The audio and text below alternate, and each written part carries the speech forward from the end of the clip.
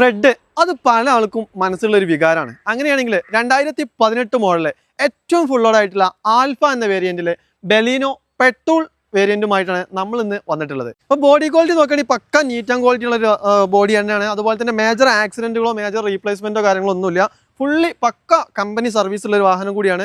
ഇനി ഫീച്ചേഴ്സിൻ്റെ കാര്യം നോക്കുകയാണെങ്കിൽ പ്രൊജക്ടർ എല്ലാം നൽകിയിട്ടുണ്ട്, ഡീഫോഗർ നൽകിയിട്ടുണ്ട്, ഫോഗ് ലാമ്പ് നൽകിയിട്ടുണ്ട്, അതുപോലെ തന്നെ mirror adjustment, mirror folding, mirror indicator, back glass wiper, അതുപോലെ തന്നെ ഡീഫോഗർ, മറ്റു ഒട്ടനവധി ഫീച്ചേഴ്സാണ് ഈ ഒരു വാഹനത്തിൽ നൽകിയിട്ടുള്ളത്.